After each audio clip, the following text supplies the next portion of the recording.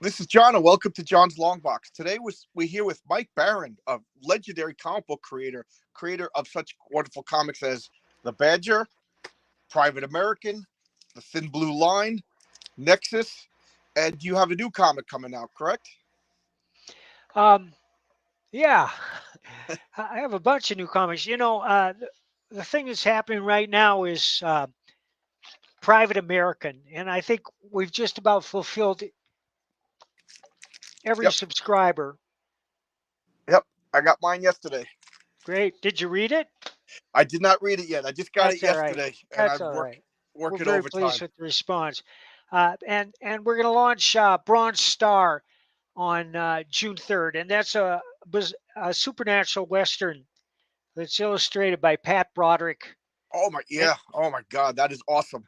it's the greatest work of his career. And if you go to bronzestarcomic.com, you'll see what I mean. Yeah, Pat Broderick is a legend. I've loved his artwork. I think since I saw him on Captain Marvel in the '70s, and I followed him to Firestar. Just an amazing artist. I'm so glad you work with him too. Great writer, great artist. Well, what more do you want? And I'm a big fan of horror western, so I cannot wait for Bronze Star. This is going to be awesome. Somebody be behind me? No, I'm just kidding. This. Oh, okay. I read Thin Blue Line. I really liked it, and it was a little too scary. If you understand what I'm talking about, you know, it's one thing to have a monster or a ghost, but it's another thing to have like a societal breakdown. You know, it I Well, it's reality based. right, and that's what makes it scary. That's what made Yeah. it scary. Uh, you know, I could watch horror movies. I could watch Jason slaughter people and stuff. But when I see things that are reality based, it scares me just a little bit too much. You know, and Thin Blue Line, it gave me the shivers. You know, at least there was a little bit of justice at the end of Thin Blue Line. You know, and Well, I've already written a sequel, and Joe is about 20 pages into it. oh good. I'll look forward to that. Well, so no word on a date when that's going to be. Oh no, that's way down the road. I got a whole bunch of stuff coming out first. Like we're going to do Bronze Star, and then the next thing we're doing is Florida Man graphic novel number 2. Uh, is that where you live? Are you in Florida? No, I live in Colorado, Oh, but okay. I've been to Florida many times. And I've written 3 Florida Man novels. You can find them on Amazon. Just go to Amazon, type in Mike Barron, all that stuff comes up. And the comics are based on my Florida Man novels. They're by far my most popular novels. Go figure, but they're very funny. I guarantee you'll laugh out loud. Yeah, yeah. That a lot of people don't realize that you wrote a couple of funny comics. I saw you in Don Chin's books in X Farce. You did a couple of Oh parody yeah, yeah. I comics. did a couple things for Dawn. Yeah, he's a great. I talked to him a couple of weeks ago. What a great guy he is too. I love talking to him. Uh, I've been a fan of yours. I have to say since Nexus. I got the 3 big Nexus magazine size comics, and then I went to the regular comic size. I got a big kick out of Nexus. My friend Larry turned me on to you, and I remember it came with that floppy flex disc, and I finally broke down and listened to it after all these years. You shouldn't listen to it. Yeah, Comics are not meant to have a I know. soundtrack. Wasn't my idea, but you don't have to listen to it. I mean, the comic is still there whether you listen to it or not, because we all assigned voices in our heads Yep. to the characters when we read. Yeah. Was so that wasn't your idea to put a flexi disc in No, a Nexus? guy came to us and said, "Hey, I'd like to do a soundtrack," and then the boys said, "Fine, we'll do it." That's cool. Okay. So I got to ask you: are you a comic book fan from childhood? You Oh one of yeah, those? oh yeah. What did you grow up reading? Uncle Scrooge. Okay, okay, Uncle Scrooge. You know, I have to admit that I'm a I didn't read any of the funny animal books until I was an adult. You know, but Uncle Scrooge was some phenomenal comics. I'm mad at myself for not doing it as a kid. You know, I was Well, a they're serial. always there. You can read them now. Yeah, It's far more than a funny animal comic. It was a master class in how to use the medium. Karl Yes, Barks is one of the greatest comic creators of all time. There's not a wasted word or a panel in anything he did. And not only was he a master of plotting, but of characterization too. yes. You'll never read hackneyed cliches in there, unless they're done on purpose for the sake of humor. I listen to Chuck Dixon's YouTube channel every Wednesday, and I think about a year ago he was talking about Carl Barks and Uncle Scrooge, and I said, you know what, I've been not avoiding it, but I just haven't been reading it, and I went and I got that collected hardcover edition. He's absolutely right. He says it's a, like you just said, it's a master class on how to write comics. He said he invented the language of comics, and you know what? Who am I to argue with Chuck Dixon? You Yep. know. Speaking of which, you and Chuck Dixon collaborated a few times. Well, more than a Uh, few times. well, we've worked on the same character, and Chuck's a good friend. We haven't collaborated yet, Oh, okay. but I'm writing the 10th biker novel in which Josh Pratt meets Levon Cade. Oh, wow. Okay, Levon Cade, for those of you who don't know, is Chuck Dixon's novel series. I think he has 12 books in it, and he's kind of like a street vigilante justice. It says that it fills his Punisher longing. Exactly. Yeah, I keep telling Chuck he writes too fast. yeah. He says he's always about 6 months ahead of everything. He's all of his deadlines, and so that brings us back. You went to Marvel for a long time and wrote the Punisher, Yeah, I right? wrote Punisher for 5 years. Yes, and I got to ask you, what's going on with Marvel and the Punisher? I think they're like embarrassed of this character, huh? Yeah, I know, that. Like without getting too political, but it just seems like they're embarrassed. They don't know what to do with the Punisher, and they don't like that the cops like the Punisher. You know, so they're like, what are they just trying to make it so that people aren't interested anymore? I don't know. Well, they know it's not that. It's that they forgot that their job was to entertain. Exactly. Yes. Yes. Yes. It's not entertaining. I don't know. I quit Marvel cold turkey in 2015, and I do not regret it. Now I got more time to and money to spend on Kickstarters and crowdfunded and independent stuff, and I got to say I'm enjoying comic books more than I've had in 20 years. You know. The I wrote Private American uh, largely to put Punisher back on track. Because if you want to know what the Punisher would be doing today if I were writing him, this is the book. Yep. And the response has been overwhelming. Yes. Yeah. I can't wait. Like I said, I just got this yesterday in the mail, so I can't wait. That's my homework this weekend to read that. Oh man. Uh, so one I got a comic, the Saints by the Michael Brightweiser. You wrote that also. Yep. Yeah, I bought that because of the Brightweiser, and then I was like, wait a minute, this this is gonna sound weird, but as I was reading, I'm like, this is like the best written crowdfunded book, and then I went back and I saw your name on it. I was like, oh, there you go. I got to say that comic blew me away. Did that the premise of that, the writing, like I was like, not even exaggerating. I was standing up by the end of that book, going, I want more. This it's like Indiana Jones right now. Well, Well, good you know, Indiana. they are crowdfunding the second half of the saga right now. Yes, yes, they're coming on May 31st to talk. Great. I did a showcase on the Saints just out of the blue, and they happened to watch it, and they were like, "We got to talk to this guy," because I'm kind of brutally honest when I do my I don't. When I show off comics, and I have to say, like the main character, I didn't like him the first couple of pages, but by the end, I was like, this guy's like a lovable rogue, So they got amused by that. They thought I was going to bash the comic, but I was like, no, they put me through a roller. You put me through a roller coaster of emotions. You know, he's kind of a jerk, but he's a lovable jerk. That character. For those of you who don't know, the Saints is about he's like an archaeologist, but I find the topic fascinating. He goes to archaeological digs and records them before terrorists go in and steal all the artifacts to sell to fund for terrorism. And I had to look it up. That's really going on. That is, a sorry state of the world that archaeology is being plundered for terrorism. What a great concept that is. It was Nick Amendor's concept and Mitch's, and they handed it to me. Okay, okay. So you're commissioned to write that then? Yes, Yeah, and you did a hell of a job. I can't wait. I can't wait for the follow up. That is excellent. Which is on. It's being crowdfunded right now. that's right. So you got a lot of work coming out. Yeah, that's good for you. Is this like, is this like a super busy time for you? Are you having Yeah, a it is. renaissance? Yeah, it Good for is. you, man.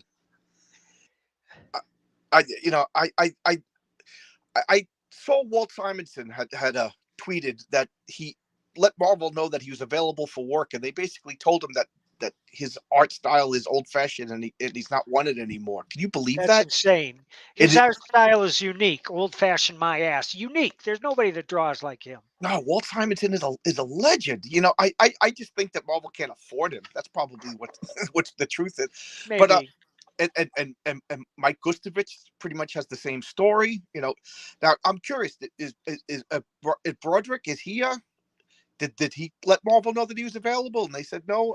Does he not want to Oh, work? I don't know anything about that, but Okay, Pat has done most of his work for DC. yeah. DC's not hiring any of these guys that are available and that like Butch Geist. These guys are at the top of their talent right now. What is going on? It's like you said, they forgot that their job is entertainment. Entertainment is job one. Yep, entertainment. I remember an interview with Jack Kirby when they asked him what his job was, and what did he say? My job is to sell comics. Jack Kirby. My job is to sell comics. You never forgot that. You know, not to write comics, not to draw comics, to sell comics. Mine Who? too. Well, Yep, I can't say that strictly because I write to entertain myself, and I think most good writers do. They say, what would I like to read? And then they write it.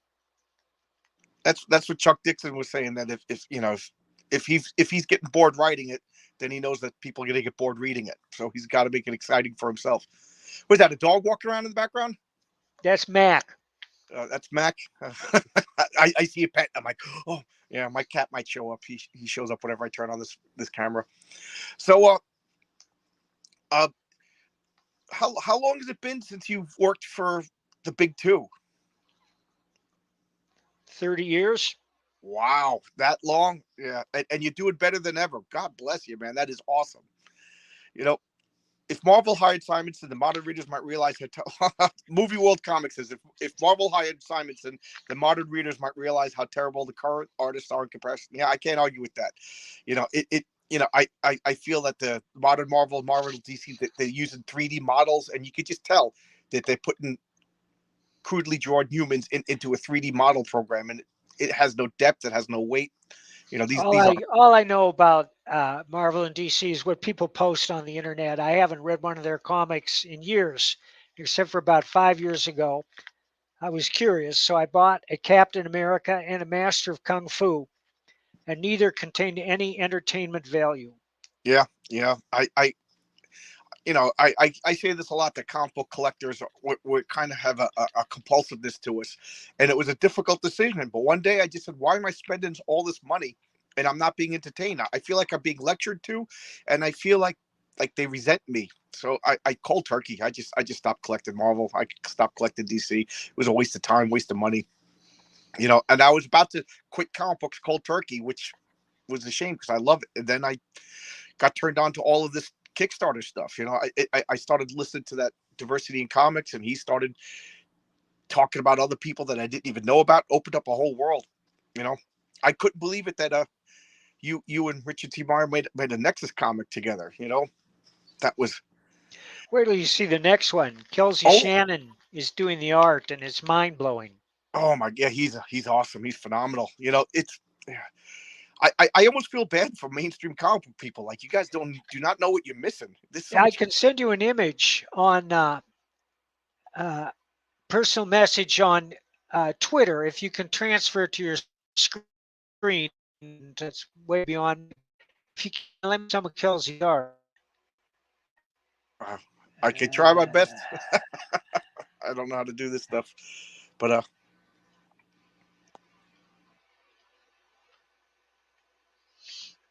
okay, there's one page. Okay. Do you see it? Yes, it looks awesome. I'm trying to see how I could transfer it onto this. I don't know how to do any of this stuff. Ah, don't worry about it. I'll post it. I'll post it in all the links. But Kelsey Sean, I think I first became aware of him. He did the Archie what are they, the Red Circle comics. He did a revamp for that, and I was like, this artist is really good, and I started following him, and I see you're working with him. Uh, you know, what else did he just do? Art, no, not RG from the Fourth Age isn't work with him. I forget who else has worked with. You should read Avengers: The War Across Time with Paul. Yes, that's new. Uh, they're saying that there's a Paul Levitz and Alan Davis. So I guess Marvel's realizing that they need old timers to sell their comics again. But you know what? That ship has sailed. Even if they corrected the boat, it's been 8 years. I'm not going back. They say it only takes a couple of weeks to break a habit. It's 8 years. I'm done. So I wanted to talk to you a little bit about when you started making the news started coming out about Thin Blue Line, which I think is excellent. Like I said, I find it to be a little bit too scary, a little bit too close to home. All of a sudden, you were persona non grata. People were calling you names that I'm not going to repeat, and all over a comic book. Yeah, how did that affect you in your personal life? Well, at first I was depressed about it, but then I understood a few things. That this is part of the cancel culture, which is embraced by the left. And what you're referring to is an article out of the blue by the Daily Kos, which is a far left hate site. Yep. And it was headlined Mike Baron, Punisher creator Mike Baron releases another racist AF comic. And it was written by a woman who's never read anything I've written. Right. And she still hasn't read anything I've written. She described Thin Blue Line as a book about racist white cops going into black neighborhoods to kill as many black people as possible. And as you know, the two protagonists don't kill anybody. Right. And And then they're not she even white. described, yeah, yeah, and so we're looking into a little legal action about that. Good for you. But I've learned that also that there's a whole world of comics out there that's disgusted with corporate comics and is looking for entertainment, real entertainment, and we're trying to fill that gap.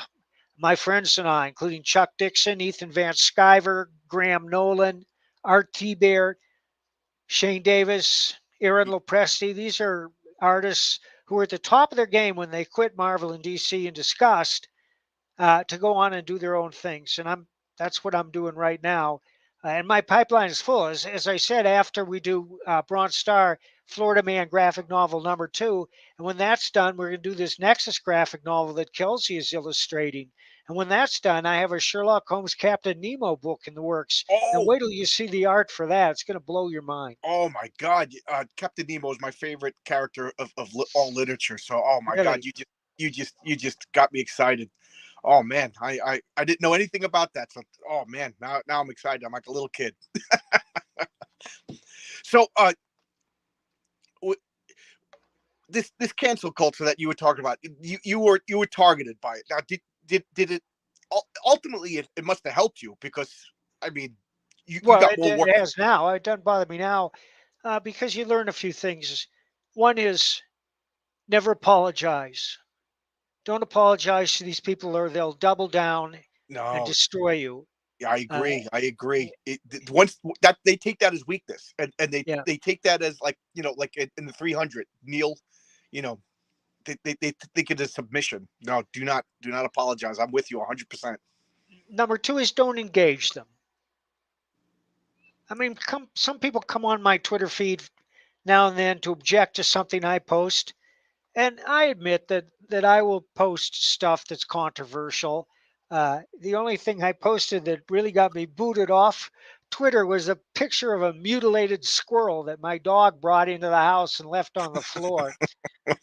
And so I got to notice you or your Twitter account is suspended because you're showing gruesome gore. If you remove the gruesome gore, it will be restored. So I removed the gruesome gore, and we're not going to show Bob Squirrel anymore. Oh, excuse me. I have to admit that I've thrown some chum in the water just to elicit a reaction or two on Twitter a few times. I'm not above it. I'm weak, but you can always tell when some people are just trying to. It's almost like they have the same exact responses. It's like a cookie cutter boilerplate responses from these, and you can just tell they're not gonna listen to reason. They don't want to, bad actors. Is that the correct term? You know, Yeah. yeah. So what you said you got depressed. So what did you do? You just stepped away. Did you double down? Did you? Well, the first time it happened, I tried to explain myself. And they don't want And to hear it. the first time it happened was I was scrolling through Twitter and there was a picture of a woman holding a big bag of fish. I didn't recognize her. And the guy said, "What we need are more fat cat ladies writing comics." And I said, "They are." Well, little did I know that that woman was Gail Simone. So Gail Simone landed with both her hobnail boots the next day, posting a long denunciation of me on my Facebook page and on hers in what was obviously an attempt to destroy my career. And I began to get hate mail from all over the world. It Oh took me a God. while to get over that, but then I realized, you know,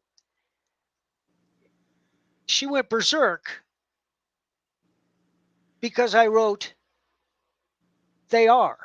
That's what I said. That's all I said. And she Yeah. obviously has no sense of humor, at least not about herself. Uh, Yeah. but that's fine, you know. And I'm. It's unfortunate that because before that we were friendly, but and it's unfortunate that she took it the way she did. But I can live without her. I It's funny because when I first started my channel, one of my very first videos was Shogun Warriors, and I just did a Shogun Warriors, one of the number one. It was just me testing out equipment. I didn't even put much thought into it, but I did put a little political rant in the middle of it, which was probably not a smart thing to do when you're first starting out. And she somehow saw that video and laid one, but I was nobody. You know what I mean? So I guess I was too unimportant to cancel. But I just think it's funny. That's what you do. A guy, I had like 10 subscribers at the time. How many subscribers do you have now? Just 500. Like I said, I'm tiny. I'm tiny. That's why I'm I got to thank you so hard for coming here. I'm just a big fan. I'm over the moon. uh, uh, so Gail, I love that picture of Gail Simone and Kelly Sue DeConnick. Sorry, not sorry. We took over comics, and then the nadir hit. Okay, all right. I'm laughing a little bit too hard. I shouldn't be. I try not to get political, but I can't help it. Um, your first comic professional comic book was Nexus. Yes. Yeah. What? How did that happen? You submitted work that was first comics, correct? Well, no. I was working at an insurance company, and I got a phone call from an editor, and he said, "Just some guy down here trying to sell us his art. You should take a look." So I arranged to meet Steve Rude on the steps of the student union, and he showed me his portfolio. And I had been trying to draw up until then. I immediately stopped trying. And I said, "Well, what do you want to do, dude?" He said, "Well, I want to do comics, but I can't write. What do you want to do?" So, and we were at the right place at the right time in that Capital City Distribution, the second largest distributor of comic books in the world, decided to publish their own books. So I went home and I wrote the first 12 pages of Nexus by drawing each page out by hand, which is how I wrote comics for 25 years. Oh, Uh, okay. I'm not a very good artist, but I'm good enough that people can see what I have in mind. And editors and artists loved it because they could tell at a glance what was going on. But more important than that was it was an invaluable learning lesson. And I would suggest anybody who wants to do comics to do it themselves, whether they can draw or not, whether they can draw or not. It teaches you so much. It teaches you how much weight a page can sustain. And by that, I mean how many pictures, how many words. It teaches you to think constantly of what happens next. And that's the most important question in fiction. What happens next? Because if the reader doesn't care, he's not going to turn the page. It also teaches you to balance your words. Comics are a visual medium, words are essential, uh, but they shouldn't cover the pictures. Yes. When Yeah. I say they're essential, we've all read wordless comics. Every now and then somebody says, "Oh, I got a great idea. I'm going to tell a Yeah. picture. I'm going to tell a story with no words at all, just all in pictures." Yeah, it's beautiful, but you finish it in 5 minutes and then you forget it. Absolutely. Whereas if you choose your words wisely, they will endure. And the proof is in the pudding. Face front true believers, it's clobbering time. Oh yeah. I mean, there's so many phrases that Stanley and other great writers uh, pioneered that are memorable because of their context and because of their brevity. I'm thinking of Watchmen when Rorschach says, "I'm not locked in here with you, you're locked in here with me." Yep. Yep. Great line. And we've all seen comics where you where there are 500 words in 12 boxes covering up all the art, and it's about as appealing as a Soviet housing block. That's what it reminds me of, a Soviet housing block. In other words, it's not appealing at all. And you look Right. at it and you think, "Oh, you're grown. I don't want to read all this shit to enjoy this story." Comics are supposed to be a visual medium.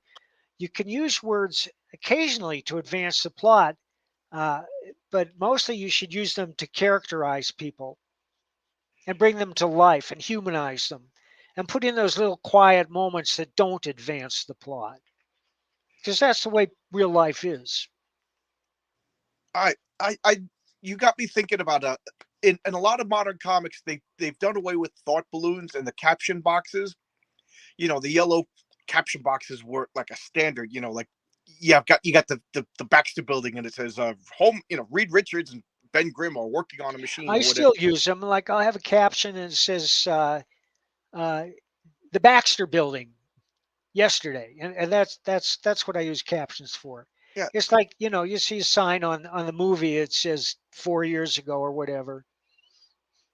yeah. I wonder why is modern comics I feel like I don't know they could give it seems to be like an old fashioned thing. They don't really do it anymore. Like thought balloons, they don't really do. I remember the Avengers brought back thought balloons for one issue, like around 2015, and it was like a big deal. People like, oh my god, thought balloons are back.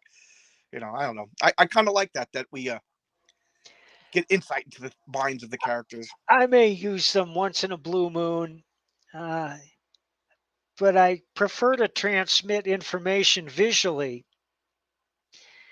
And one of the things I do is I'll have a character pause and light a cigar, and that's the whole panel, because it affects the timing. And I don't Correct. want a story that's all pell mell plot going forward, because that's not the way life is. There are quiet moments.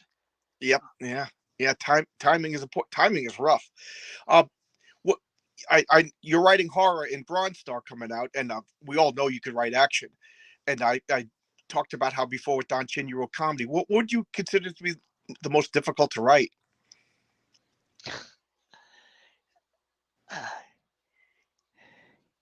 Well, it is not comics. I don't have a problem writing comics. In fact, I'm more excited about them forever than ever.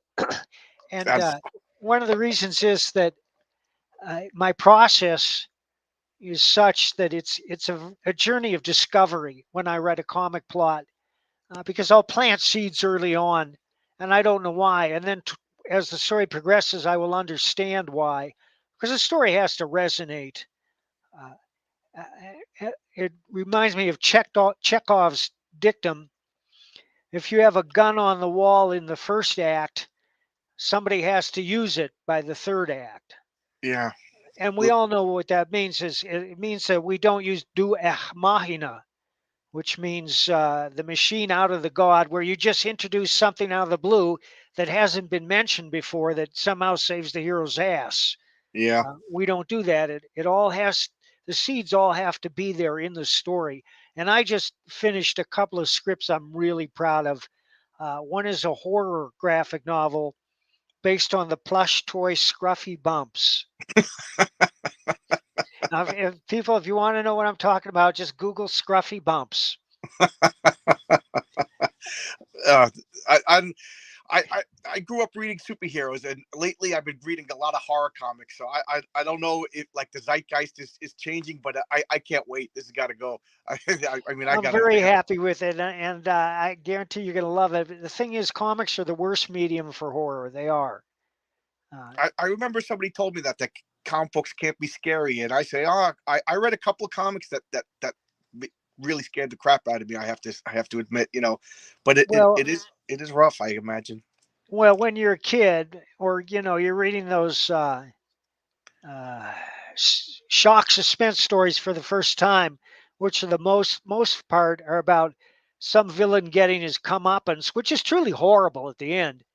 But the problem with horror comics, especially supernatural, is that the drawing of the werewolf or the vampire, even though it's fabulous, even though Bernie Wrightson drew it, Yeah, it's just a drawing. And you're aware of that when you turn the page. Uh, Novels and movies are the best mediums for horror. Novels, because you can do anything in a novel with words if you know how to lead the reader. And movies, because they control the timing, the lighting, and most importantly, the sound. You don't realize how important sound is to a horror movie until you're watching a real good one. yeah. Yeah. Oh, yeah. They do these skits every once in a while, and where they remove the soundtrack to horror movies, and you could just see it's almost comical, So I totally get what you're saying. The sound is so important. Now, are you you're a horror fan? I must take it. Do you read like the gothic horrors? Are you a Lovecraft fan with the cosmic Yeah, I horror? did read Lovecraft when I was younger, and I read a lot of Stephen King and Robert R. McCammon. He's probably my favorite.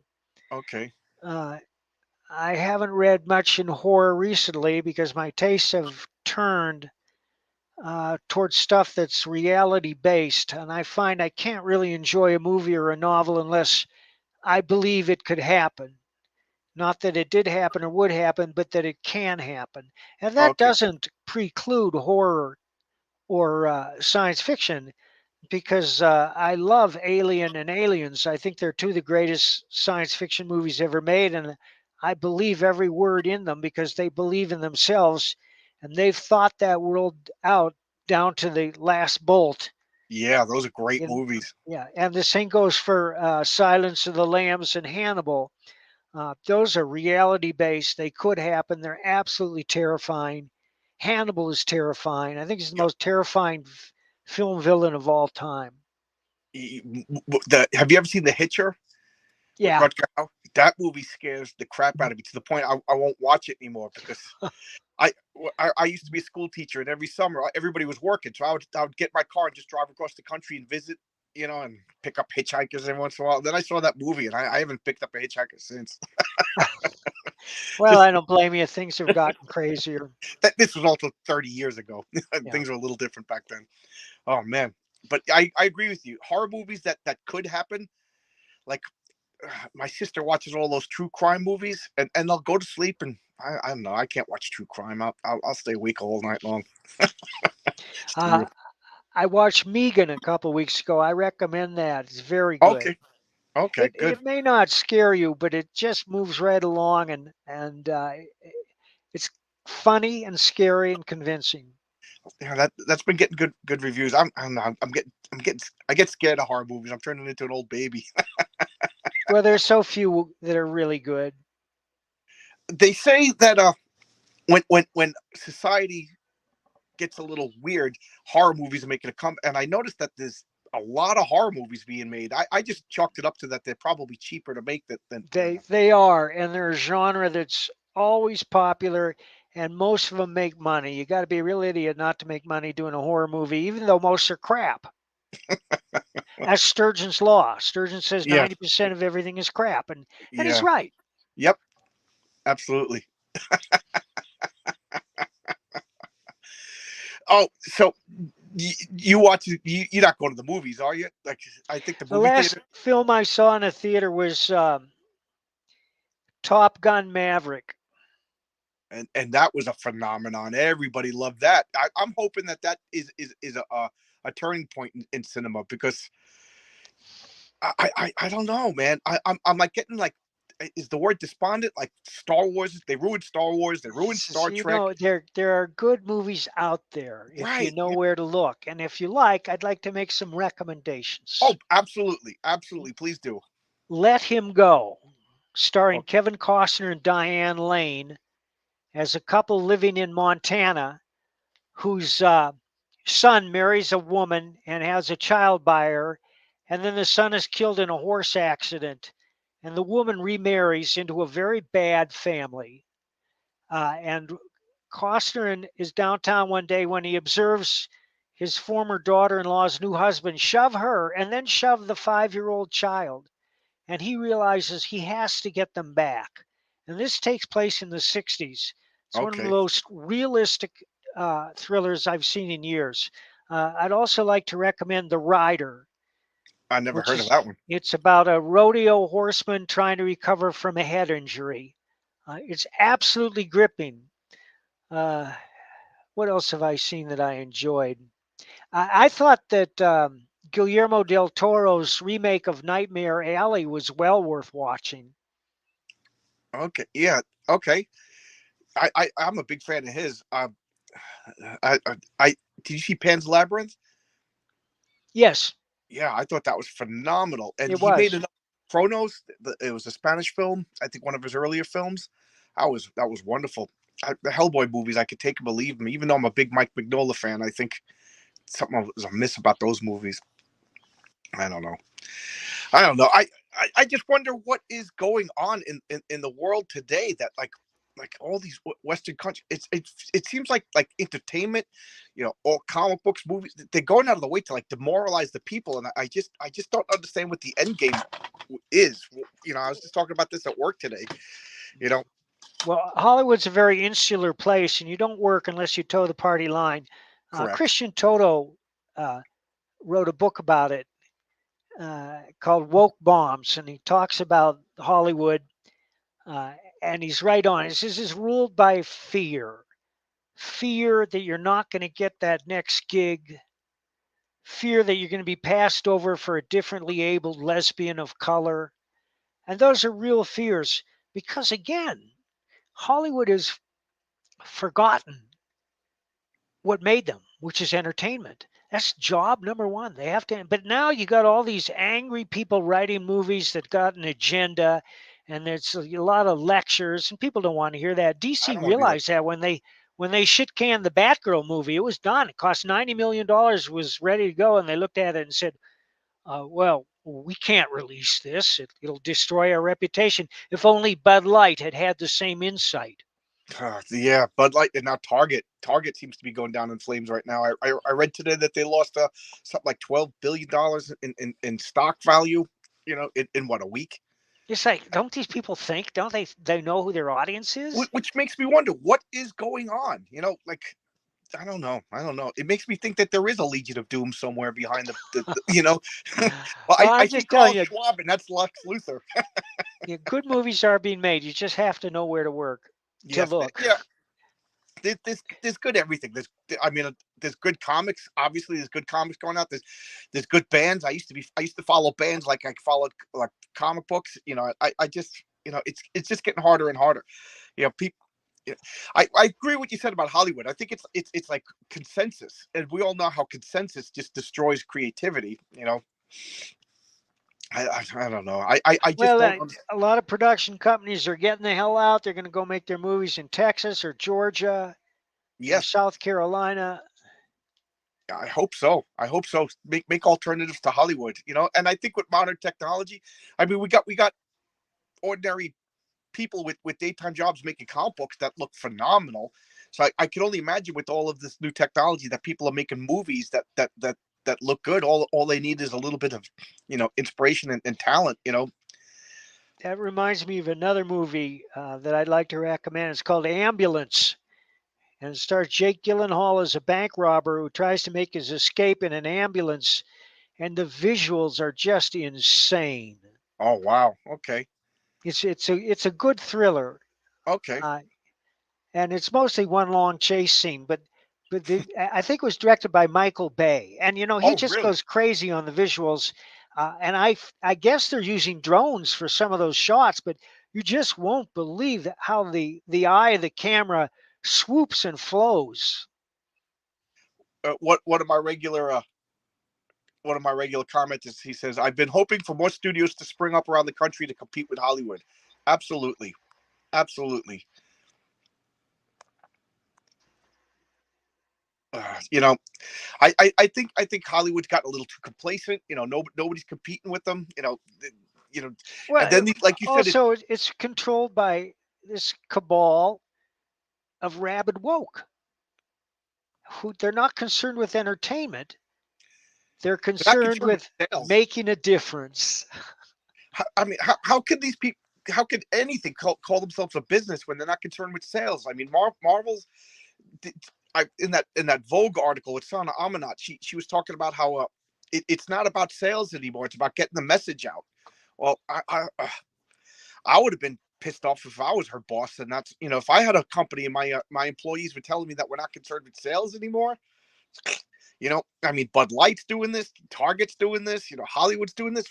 You know, what what's going on? I don't know. I don't know.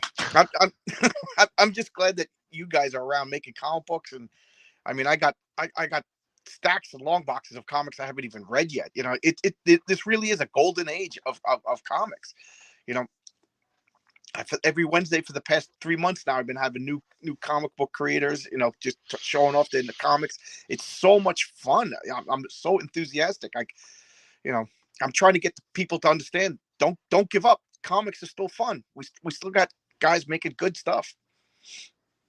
You know, my rant is over. I can talk forever. It's my biggest weakness. I'm sorry, Mike.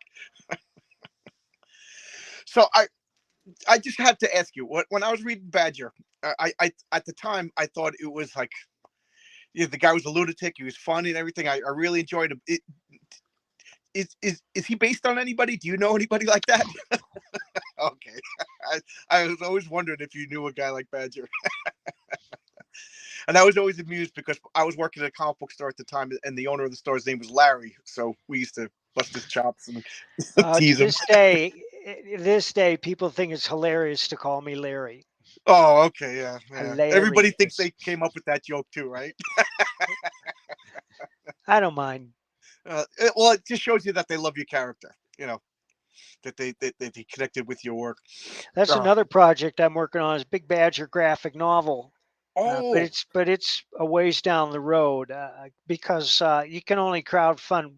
I can only crowdfund one book at a time, and I would like to do like 4 campaigns a year. okay. And it looks like this year we might be squeezed down to 3 campaigns, and I would like to do more, simply because I have all this material and it's written, and some of it is fully illustrated.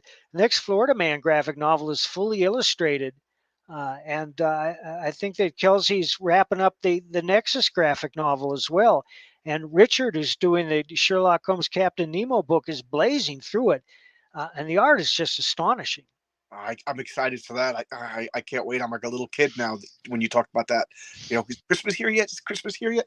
How long does it take you? Like, how long did it take you to write Thin Blue Line and Private American? Oh, I don't know. I would say 3 to 4 weeks. Okay. Okay. And I did don't you? I don't work on it all the time. I come back to it every day and I look at it until I don't know what happens next, and then I switch to something else and I Oh, let my subconscious work. so you'll work on a couple of different scripts at the same time? Okay. All right. I was curious about that.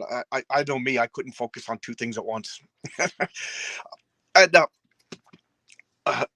You said that do you still do that? Do you do like what do they call that? Panel layouts or you No, write I write full script now, full script now? Okay, but my okay. scripts are very terse.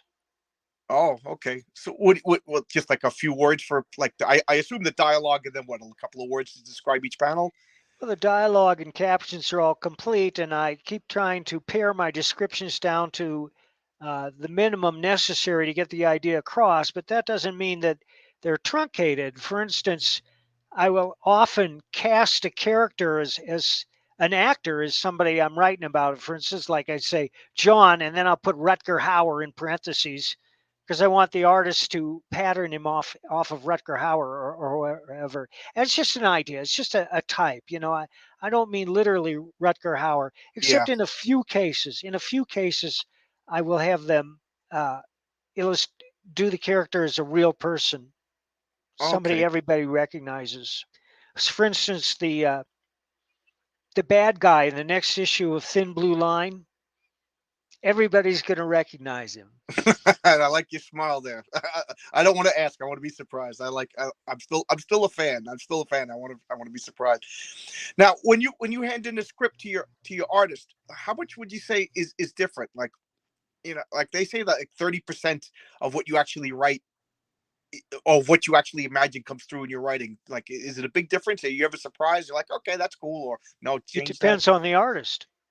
Okay, I guess I mean, that's a fair some question. artists follow the script very closely, other artists take liberties. Hmm. When they do that, I have to change the script. Are you one of those guys that stick to the script, or you don't mind changing?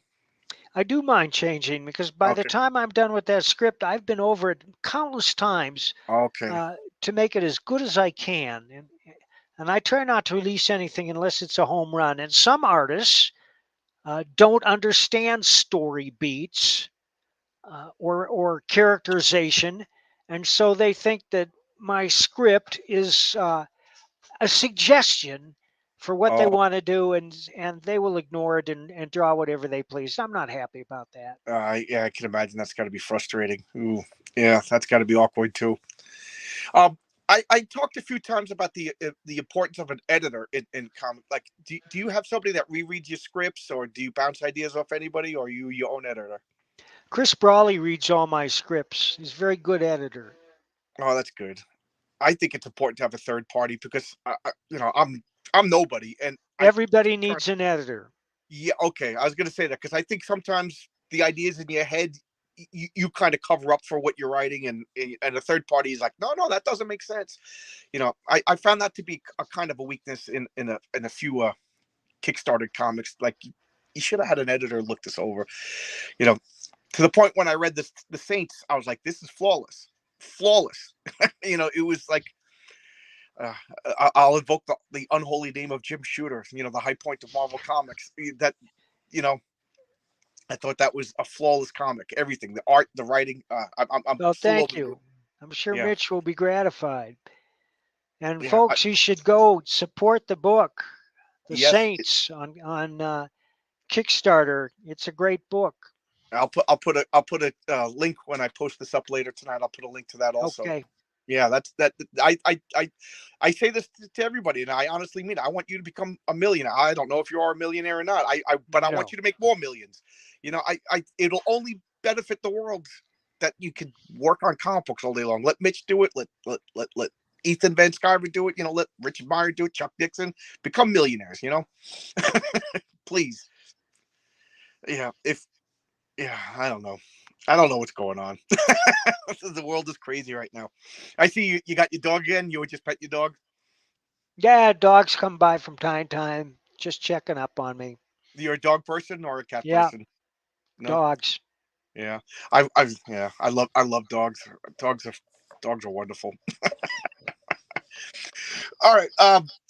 What else am I going to say? Were you surprised at all by the reaction to Thin Blue Line?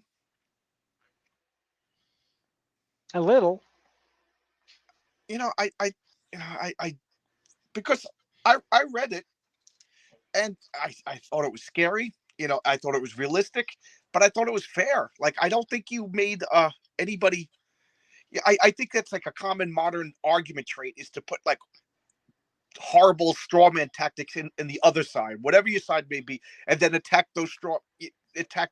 But I don't think you really did that. I think it was quite fair from what I've been reading in the news.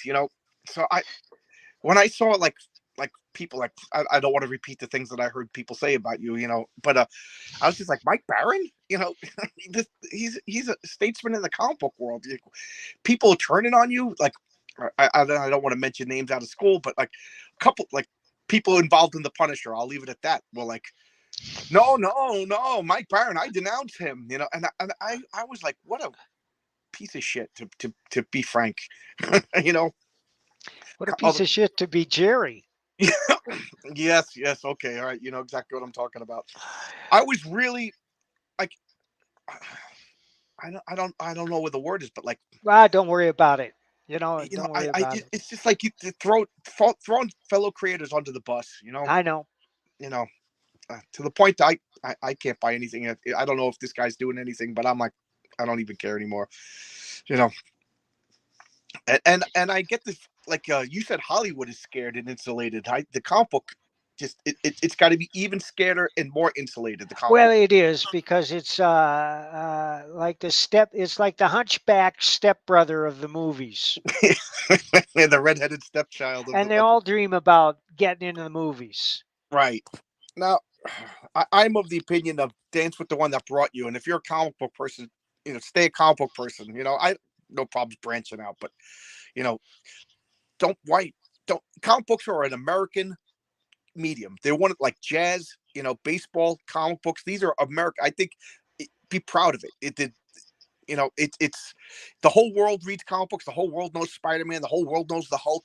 You know, dance with the one that brought you. Why be embarrassed? And I do agree with you. I think a lot of these people at the modern mainstream today, I think that it's just a stepping stone for they want to make a screenplay or get a Netflix pitch. And you can tell by the comics. Two guys sitting at a Starbucks. They're superheroes. Why are they sitting in a Starbucks drinking coffee? They should be out shooting laser beams. I ran too much. I'm sorry. Now,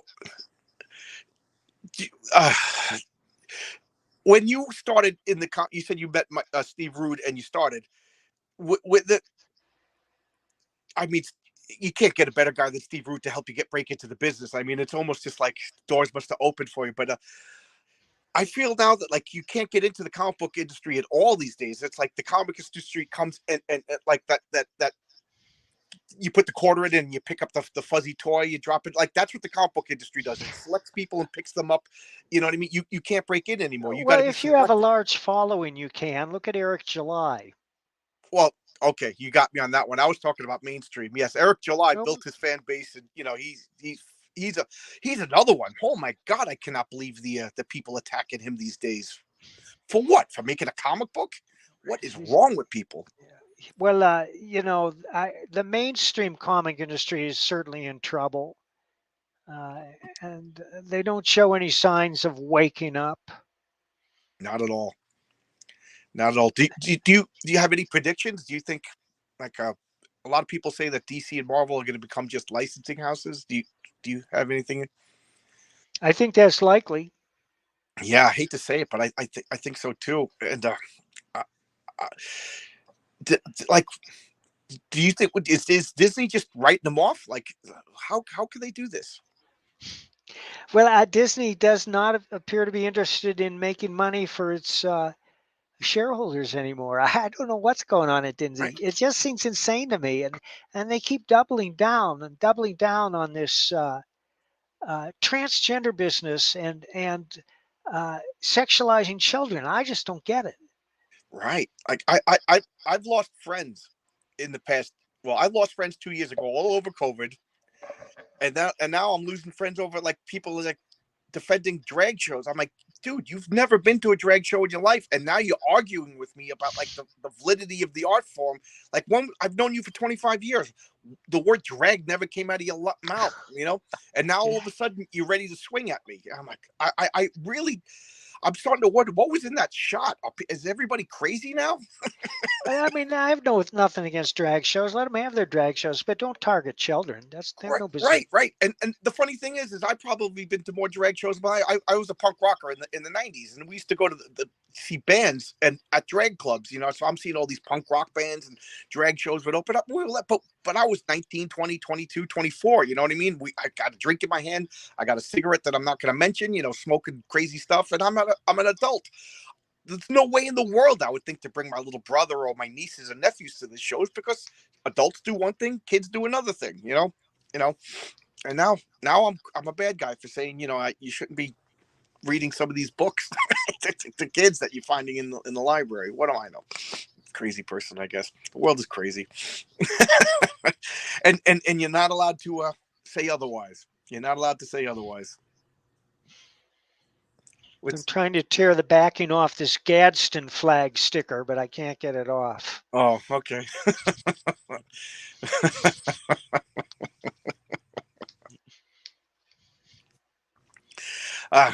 So I'm just gonna laugh. So how I'm sorry to keep bringing up Marvel, but I just because you know you worked for Marvel for so long. Are any of this like the editors and the upper staff that you worked with? Are they still around? No. No, it's an old new guard now. I Yep. I said like the one of the final nails in the coffin. I think is when Denny O'Neil died. Like I think he was like the last of the old school people who were true custodians of a character that cared about the character. I know that he used to say that he wants to keep Batman in good, if not better shape for the next generation. And I feel like, especially when I saw like Captain Denny was America. one of my editors. Yeah, yeah. He's a legend. He you know he belongs up there in the stratosphere of comp. Like I read the well, I didn't read it, but I quit Marvel at the time. But now Captain America was a Hydra agent all along. Like how does that help the character long term? Like I don't even want to read a Captain America comic book anymore, you know. And look, I got these two shields right behind me, so I'm a Captain America fan. And I feel like Marvel and DC are going out of the way to tarnish these characters. It's almost like they're breaking toys on the way out of the house. John, Yes. I got to run. Yeah, me too. I got to go to bed. Thanks for having me on. I thank you so much for coming. I'm flabbergasted that you came. Thank you so much. And guys, Bronze Stars is campaign that when is that starting? June 3rd. June 3rd for Bronze Stars. Supernatural Western horror, correct? That's right. Yeah, I can't wait. That's going to be so good. And I can't wait for Sherlock Holmes and Captain Nemo. Oh, man, that sounds exciting. Thank you so much for coming. I had a blast. I'm a big fan. I'm like still like fanboying out. I'm so giddy that you came and talked to me. Thank you so much. And I Thanks wish for you so having me much on. success. I wish you so much success. Thank you so much. All right. Bye-bye, everybody. I'll see you tomorrow with another video. Bye-bye.